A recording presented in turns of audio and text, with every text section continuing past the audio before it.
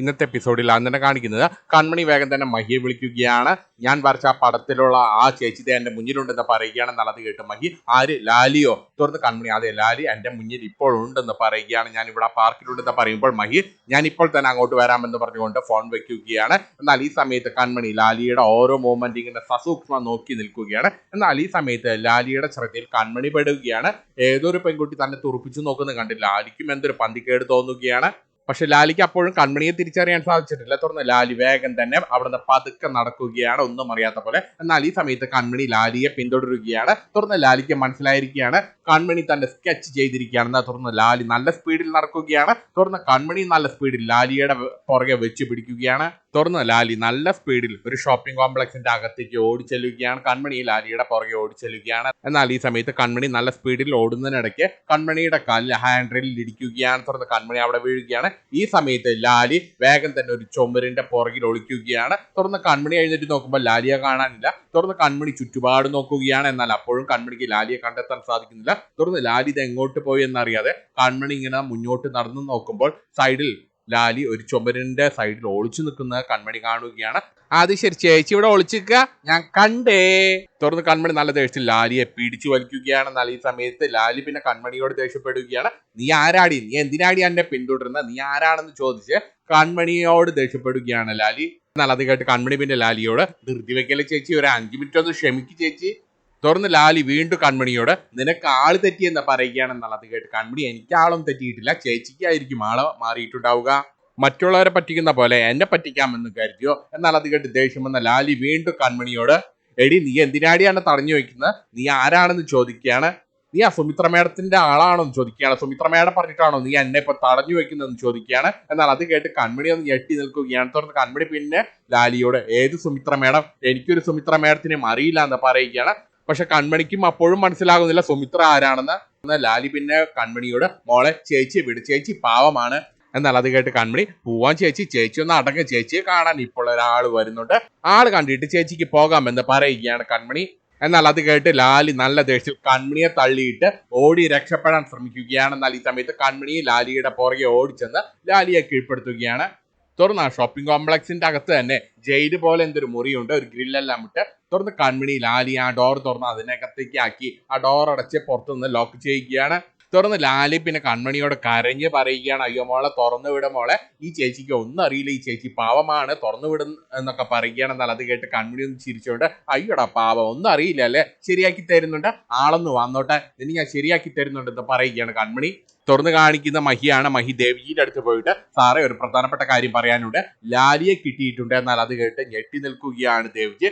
തുറന്ന മഹി, കൺമണി ലാലിയുടെ പുറകെ തന്നെയുണ്ട്, കൺമണിയാണ് ലാലിയെ കണ്ടു എന്ന് പറഞ്ഞ് വിളിച്ചത്, അതുകൊണ്ട് ഞാൻ ഇപ്പോൾ ലാലിയെ അന്വേഷിച്ച് കൺമണിയുടെ അടുത്തേക്ക് ചെല്ലുകയാണ്, ദേവ്ജി എന്റെ കൂടെ വരണ്ട. ദേവ്ജി വേഗം തന്നെ ഒരു റൂം സെറ്റാക്കാൻ പറയുകയാണ്. ലാലിയെ ഞങ്ങൾ അങ്ങോട്ട് കൊണ്ടുവരാം എന്ന് പറഞ്ഞുകൊണ്ട് മഹി ലാലിയെ പിടികൂടുന്നതിന് വേണ്ടി കൺമണിയുടെ അടുത്തേക്ക് ചെല്ലുകയാണ്. എന്നാൽ ഈ സമയത്ത് ദേവ്ജി ഇങ്ങനെ ഗൗരവമായിട്ട് ഇങ്ങനെ ചിന്തിച്ചു നിൽക്കുകയാണ്. ലാലിയെ എവിടെ വെച്ചായിരിക്കണം ചോദ്യം ചെയ്യേണ്ടത്, ഇതിങ്ങനെ ഗൗരവമായിട്ട് ഇങ്ങനെ ചിന്തിച്ച് ദേവ്ജി ഒരു ഫോൺ എടുത്തിട്ട് ആര്യയെ വിളിക്കുകയാണ്.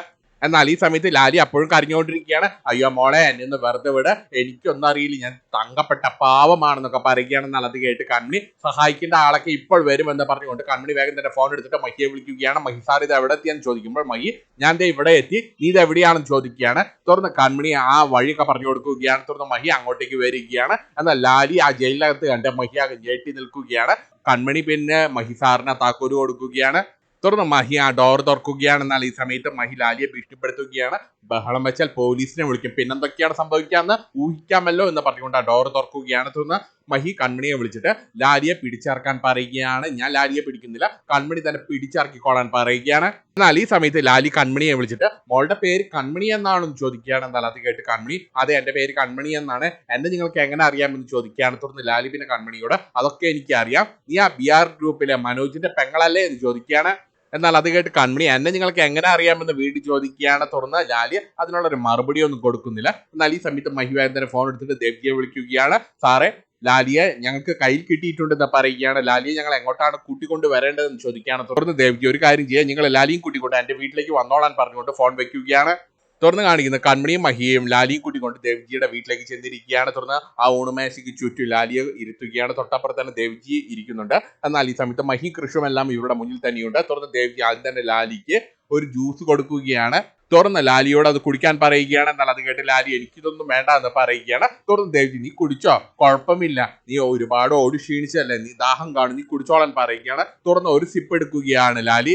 തുറന്ന് ദേവ്ജി ലാലിക്ക് സ്വയം പരിചയപ്പെടുത്തി കൊടുക്കുകയാണ്. എന്റെ പേര് ദേവ്, ഇത് കൺമണി, ഇത് മഹി, എങ്കിൽ നമുക്ക് തുടങ്ങിയാലോ എന്ന് പറഞ്ഞുകൊണ്ട് ദേവ്ജി പിന്നെ ലാലിയോട് അന്ന് സാഗറിന്റെ വീട്ടിലേക്ക് നീ വന്നത് എന്തിനായിരുന്നു എന്ന് ചോദിക്കുകയാണ്. ആ വരവിന്റെ ഉദ്ദേശം എന്തായിരുന്നു എന്ന് ചോദിക്കുകയാണ്. എന്നാൽ അത് കേട്ട് ലാലി ഒരു കള്ളം പറയുകയാണ്. ഞാൻ വെറുതെ ആ വഴിക്ക് വന്നപ്പോൾ കയറിയതാണെന്ന് പറയുകയാണ്. എന്നാൽ അത് കേട്ട് മഹി പിന്നെ ലാലിയോട് നല്ല ഗൗരവത്തിൽ ഇല്ല നീ പറയുന്നത് പച്ചക്കള്ളമാണ്, വെറുതെ ആ വഴി പോയപ്പോൾ നീ കയറിയതാണെങ്കിൽ എന്തിനാണ് നീ വീടിന്റെ പുറത്ത് വെച്ചിട്ട് ഒരു കൊലച്ചിരി ചിരിച്ചത്, ഒരു ആക്കിയ ചിരി എന്തിനായിരുന്നു എന്ന് ചോദിക്കുകയാണ്. എന്നാൽ അത് കേട്ട് ലാലിക്കൊന്നും മനസ്സിലാകുന്നില്ല. തുടർന്ന് ദേവ്ജി ആ ലാപ്ടോപ്പ് ലാലിക്ക് മുന്നിൽ കാണിച്ചുകൊണ്ട് ലാലി ആ ചിരിക്കുന്ന ആ ഫൂട്ടേജ് ലാലിക്ക് കാണിച്ചു കൊടുക്കുകയാണ്. ഒരുമാതിരി ആക്കിയ രീതിയിലുള്ള ഒരു ചിരി ആ വീടിന്റെ പുറത്തിറങ്ങുമ്പോൾ ലാലി ചിരിക്കുന്നുണ്ട്. അത് എന്തിനായിരുന്നു എന്ന് ചോദിക്കുകയാണ്. തുറന്ന് ദേവ്ജി നല്ല ദേഷ്യത്തിൽ പിന്നെ ലാലിയോട് നീ പുറത്തിറങ്ങുമ്പോൾ ഈ ചിരി ചിരിച്ചത് കണ്ടോ, ഇത് സാധാരണ വെറുതെ ആരും ചിരിക്കാറില്ല, ആരെങ്കിലും പറ്റിക്കുമ്പോൾ വല്ലവരി ആക്കുമ്പോഴൊക്കെയാണ് നമ്മൾ ഈ പുച്ഛഭാവത്തിൽ ഇതുപോലെ ചിരിക്കുന്നത്, നീ എന്തിനാണ് ഈ ചിരി ചിരിച്ചതെന്ന് ചോദിക്കുകയാണെന്നാൽ അത് കേട്ട് ലാലി അയ്യോ സാർ ഞാൻ വെറുതെ ചിരിച്ചതാണെന്ന് പറയുകയാണ്. എന്നാൽ അത് കേട്ട് ദേഷ്യം വന്ന് ദേവ്ജി പിന്നെ ലാലിയോട് ദേഷ്യപ്പെടുകയാണ്. You are a educated thief, നീ ഒരു പഠിച്ച കള്ളിയാണ്. എന്നാൽ അത് കേട്ട് ലാലിയും അതുപോലെ തന്നെ കൺമണി പേടിക്കുകയാണ്. തുടർന്ന് കൺമണി പിന്നെ ദേവ്ജിയോട് അയ്യോ സാർ വേണ്ട, ഇങ്ങനെ ദേഷ്യപ്പെടല്ലേ സാർ എന്നൊക്കെ പറയുകയാണ് കൺമണി. ലാലി പച്ചവെള്ളം പോലെ സത്യങ്ങളെല്ലാം മണിമണി പോലെ പറഞ്ഞോളും എന്ന് പറയുകയാണ് കൺമണി. തുറന്ന് ദേവ്ജി ആ ലാപ്ടോപ്പിൽ ക്ലീറ്റസിന്റെ ഫോട്ടോ കാണിച്ചു കൊടുക്കുകയാണ്. ഇത് നിന്റെ മകൻ ക്ലീറ്റസ് അല്ലേ എന്ന് ചോദിക്കുകയാണ്. തുറന്ന് ലാലി അതെ ഇതെന്റെ മകനാണെന്ന് പറയുകയാണ്. എന്നാൽ ക്ലീറ്റസിന്റെ ഫോട്ടോ കണ്ട് മഹിക്ക് ആളെ മനസ്സിലാവുകയാണ്. ഇവൻ നിങ്ങളുടെ മകനാണോ എന്ന് ചോദിച്ച് മഹി പിന്നെ ലാലിയോട് ദേഷ്യപ്പെടുകയാണ്. ഇവൻ എന്നെ ചില്ലറയല്ല ഓടി പറ്റിച്ചിരിക്കുന്നത്, എന്റെ കണ്ണിലേക്ക് പെപ്പർ സ്പ്രേ അടിച്ച് ഓടി രക്ഷപ്പെട്ടവനാണ് ഇവൻ എന്റെ കയ്യിൽ കിട്ടാൻ കാത്തിരിക്കുകയാണെന്ന് നല്ല ദേഷ്യത്തിൽ പറയുകയാണ് മഹി. ഹോ എന്റെ പൊന്നോ, ഫാമിലി പാക്ക് ഐസ്ക്രീം എന്ന് പറയണ പോലെ ഫാമിലി പാക്ക് കള്ളന്മാരാണല്ലോ നിങ്ങളുടെ കുടുംബം മൊത്തം. എന്നാൽ അത് കേട്ട് ലാലി ഇങ്ങനെ തലകൊമ്പിട്ട് നാണക്കേടോടുകൂടി ഇങ്ങനെ നിൽക്കുകയാണ്. എന്നാൽ ഈ സമയത്ത് ദേവ്ജി അടുത്ത ഫോട്ടോ കാണിച്ചു കൊടുക്കുകയാണ്. സുമിത്രയുടെയും ബാലുവിന്റെ ഫോട്ടോ കാണിച്ചു കൊടുക്കുകയാണ് ലാലിയോട്. ഇത് ബലരാമന്റെ അച്ഛൻ ബാലുവും ആമ സുമിത്രയല്ലേ എന്ന് പറയുകയാണ്. എന്നാൽ സുമിത്രയുടെ പേര് കേൾക്കുമ്പോൾ കൺമണി ഒന്ന് ഞെട്ടി നിൽക്കുകയാണ്. കുറച്ചു മുമ്പാണ് ലാലി സുമിത്ര പറഞ്ഞിട്ടല്ലേ നീ എന്നെ ഫോളോ ചെയ്യുന്നതെന്ന് കൺമണിയോട് പറഞ്ഞിരുന്നു. ആ പേര് അപ്പോഴാണ് കൺമണിക്ക് സ്ട്രൈക്ക് ചെയ്യുന്നത്. തുടർന്ന് ലാലിയ സമ്മതിക്കുകയാണ് ഇത് സുമിത്രയും ബാലുവുമാണെന്ന് പറയുകയാണ്. തുടർന്ന് ദേവ്ജി പിന്നെ അടുത്ത ചോദ്യം ചോദിക്കുകയാണ്. ജൂബിലി ഹോസ്പിറ്റലിൽ നല്ല രീതിയിൽ ജോലി ചെയ്തിരുന്ന ലാലി 30 വർഷം മുമ്പ് ആ ജോലി രാജിവെക്കാനുണ്ടായ സാഹചര്യം എന്താണെന്ന് ചോദിക്കുകയാണ്. ജൂബിലി ഹോസ്പിറ്റലിൽ നല്ല ജോലി ഉണ്ടായിട്ട് ആ ജോലിയല്ല രാജിവെച്ച് നീ എന്തിനാണ് ബാലുവിന്റെയും സുമിത്രയുടെയും വീട്ടുജോലിക്ക് പോയതെന്ന് ചോദിക്കുകയാണ്. ഒരു നല്ല ജോലി രാജിവെച്ചിട്ട് ബാലുവിന്റെയും സുമിത്രയുടെയും വീട്ടുജോലിക്കാരിയായി പോകാൻ മാത്രം തലയ്ക്ക് ഓളമില്ലാന്ന് എനിക്കറിയാം, അതിന്റെ പിന്നിലെ ചേതോ വികാരം എന്താണെന്ന് ദേവ്ജി ലാലിയോട് ചോദിക്കുകയാണ്. നിങ്ങൾക്കിടയിലെ രഹസ്യം എന്തായിരുന്നു എന്ന് നല്ല ദേഷ്യത്തിൽ ചോദിക്കുകയാണ് ദേവ്ജി. തുടർന്ന് ദേവ്ജി മർമ്മപ്രധാനമായ ചോദ്യം ചോദിക്കുകയാണ്. സുജാതയുടെ ആദ്യ പ്രസവം എടുത്ത ലാലി അതിനുശേഷം സാഗറിന്റെ ഉറ്റശത്രുവായ ബാലുവിന്റെയും സുമിത്രയുടെയും എർത്തായി മാറിയതിന്റെ രഹസ്യം എന്താണെന്ന് ചോദിക്കുകയാണ് ദേവ്ജി. എന്നാൽ അത് കേട്ട് ലാലി ഒന്നും തന്നെ പറയാൻ തയ്യാറാകുന്നില്ല. തുടർന്ന് ദേവ്ജി വീണ്ടും ലാലിയോട് നീ പറ, ആ രഹസ്യം എന്താണെന്ന് പറ എന്നിങ്ങനെ പറഞ്ഞു നിൽക്കുകയാണെന്നാൽ ഈ സമയത്ത് കൺമണി ചേച്ചി ഒന്ന് പറ ചേച്ചി, എത്ര നേരമായി ഞങ്ങൾ ചോദിച്ച് തൊണ്ടയിൽ വെള്ളം പറ്റിക്കുന്നു, ഒന്ന് പറ. തുടർന്ന് ലാലി ഒരു വിചിത്രമായ മറുപടി കൊടുക്കുകയാണ്. എനിക്കറിയില്ല എന്ന് പറയുകയാണ്. എന്നാൽ അത് കേട്ട് ദേഷ്യം വന്ന ദേവ്ജി നിനക്കറിയില്ലല്ലേ, നിന്നെ കൊണ്ട് എങ്ങനെ പറയിപ്പിക്കണമെന്ന് എനിക്കറിയാമെന്ന് പറഞ്ഞുകൊണ്ട് തന്റെ പോക്കറ്റിലുള്ള ഒരു കളിത്തോക്ക് എടുത്തിട്ട് ലാലിക്ക് നേരെ ചൂണ്ടുകയാണ്. എന്നാൽ അത് കണ്ട് ഞെട്ടി നിൽക്കുകയാണ് കൺമണിയും ലാലിയും മഹിയും. തുടർന്ന് ദേവ്ജി ആ കളിത്തോക്ക് ലാലിയുടെ ഞെറുകയിലേക്ക് ചൂണ്ടി ലാലിയെ പോയിന്റ് ബ്ലാങ്കിൽ പേടിപ്പിച്ച് നിർത്തുകയാണ്. നിനക്കെന്നെ മനസ്സിലായിട്ടില്ല, ഞാൻ അധോലോകമാണ്, ഈ അടച്ചിട്ട കോമ്പൗണ്ടിനകത്ത് വെച്ച് ഞാൻ നിന്നെ തീർക്കുമെന്ന് പറഞ്ഞ് ലാലിയെ ഭീഷണിപ്പെടുത്തുകയാണ്. ഇവരല്ലാതെ ഒരു കുഞ്ഞും നീ ഇവിടെ വന്നിട്ടുള്ള കാര്യം അറിയില്ല, ഇനി ഇവരെങ്ങനെ എന്നെ ചതിക്കാൻ നോക്കിയാൽ ഞാൻ ഇവരെയും കൊല്ലുമെന്നൊക്കെ പറഞ്ഞ് ദേവ്ജി ഒരു നിമിഷം അധോലോക നായകനായി മാറുകയാണ്. അത് കേട്ട് കൺമണിയാകെ പേടിച്ചിട്ടാണ് നിൽക്കുന്നത്. തുടർന്ന് കൺമണി പിന്നെ ദേവ്ജിയെ വിളിക്കുകയാണ്. അയ്യോ ദേവ്ജി വേണ്ട സാർ എന്നൊക്കെ പറയുകയാണെന്നല്ല ഈ സമയത്ത് ദേവ്ജി നല്ല ഗൗരവത്തിൽ ഒന്നും മിണ്ടണ്ട, നീ എന്നോടൊന്നും മിണ്ടണ്ട, പറ ലാലി, നീ മാത്രം സംസാരിച്ചാൽ മതി, ഇവരെ പോലെയുള്ളവരൊക്കെ എങ്ങനെ ഡീൽ ചെയ്യണമെന്ന് എനിക്കറിയാം, എന്നെ ആരും പഠിപ്പിക്കേണ്ട എന്ന് പറഞ്ഞുകൊണ്ട് വെള്ളം ചീറ്റുന്ന കളിത്തോക്ക് ലാലിയുടെ നെറ്റിൽ പോയിന്റ് ബ്ലാങ്കിൽ വെച്ചുകൊണ്ട് ലാലിയെ ഭീഷണിപ്പെടുത്തുകയാണ് ദേവ്ജി.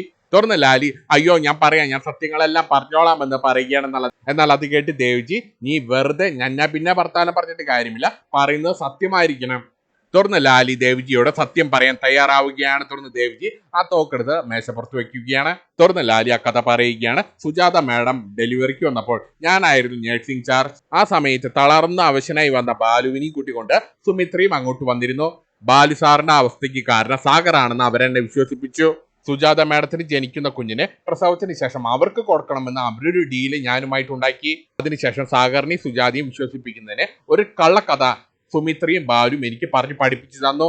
പ്രസവത്തിൽ കുഞ്ഞ് മരിച്ചുപോയി എന്ന് പറയുക, അത് ഞാൻ അതുപോലെ തന്നെ ചെയ്തു. സാഗറിനെയും സുജാതയും അങ്ങനെ ഒരു കള്ളക്കഥ പറഞ്ഞ് ഞാൻ വിശ്വസിപ്പിച്ചു.